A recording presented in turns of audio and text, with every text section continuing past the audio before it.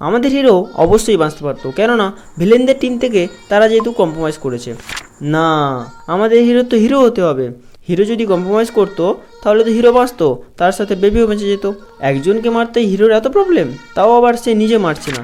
কিন্তু আগের সিনে একে তো মেরে ফেলে দিল, কোনো তো সাড়া করলো না। আবার পরের সিনে তাহলে সে কি করে একে মারলো? ওকে মারতে এসেছে তাই মেরেছে? তারা চেষ্টা করছে কম্প্রোমাইজ করার, তারপর না মেনে নিলে মারামারি হবে না? এই রাউন্ডে তো একজন কিল হয়েই গেছে, তাহলে পরেরটায় গিয়ে তো আলোচনা করলে হতো। 456 যেহেতু একবার উইনার হয়েছে, সেহেতু ওর মাথায় এটা আসা উচিত ছিল। আর এই বুড়োটার মারার দরকার ছিল। এরাকে বুঝতে পারছে না যে পরেরটায় গিয়ে একজনকে মারতে হবে। আর এ ভাবলো যে সেই আমাকেই যখন বলির বাখরা বানাবে তাহলে আমি মরেই যাই। এর চোখের সামনে বুড়োটাকে মেরে বলে শান্ত হয়ে থাকতে। সে কি করে শান্ত হবে? বেবিটাকে এখানে নিচে রেখে ভালো করে বেঁধে নেওয়ার কারণ কি? তাহলে কিছু একটা হবে ভেবেছে। না, ওপারে গিয়েও তো বাঁধতে পারতো না, কারণ 333 যেহেতু ওর বেবি বলেছে। আর এই ক্যারেক্টারটাকে কিভাবে যে তৈরি করতে চেয়েছে কেউই বুঝতে পারছে না, কারণ একবার নিজেকে বাবা মনে করছে, আবার এখানে দেখো বেবিটাকে সে নিতে চাইছে। তা 333 বেবিটাকে নিয়ে কি করবে?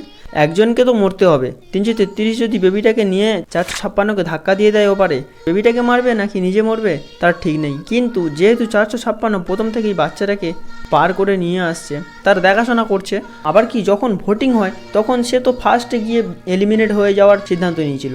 তাহলে 333-এর বোঝা দরকার ছিল যে আমি যদি আসল বাবা হই তাহলে 456 এলিমিনেট হয়ে যেতে পারে। 456 নিজে থেকেই বলেছে যে সে এলিমিনেট হয়ে যাবে, তাহলেও একটা হ্যাপি এন্ডিং হতো। না, হ্যাপি এন্ডিং হবে না। গাধার মতন উল্টোপাল্টা কথা বলে 333 আরও খারাপ ক্যারেক্টার করে নিল নিজেকে। 456 তো এবার কিছুতেই 333-এর হাতে বেবিকে দেবে না।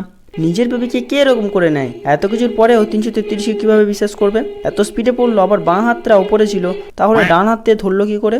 সবাই ভাবছে যে হিরো তো বেঁচে গেল, কিন্তু এখানে যে সুইচটা ছিল সেটা তো কেউ প্রেস করেনি, মানে খেলাটা শুরু হয়নি। তারপর খেলা শুরু হলো, হিরো মরে গেল, বেবি উইন, সব ব্লাস্ট হয়ে গেল, অ্যান্ড সিজন 3 শেষ। সিজন 4 কি আসতে পারে? হ্যাঁ, অবশ্যই আসতে পারে, কারণ দেখো আগের মতন একটা এজেন্ট এসেছে, আর ফ্রন্টম্যানকে এতক্ষণ ধরে দেখার এই চ্যানেলে তোমরা মুভি মিস্টেক অ্যান্ড সাম আদার টাইপের ভিডিও পাবে। তোমরা যদি এই সিরিজের মিস্টেক ভিডিও দেখতে চাও তাহলে অবশ্যই কমেন্ট করুন। এইরকম হাসি মজার ভিডিও পেতে অবশ্যই চ্যানেলটাকে সাবস্ক্রাইব করুন। আজকের ভিডিও এই পর্যন্ত, দেখা হচ্ছে নেক্সট ভিডিওতে।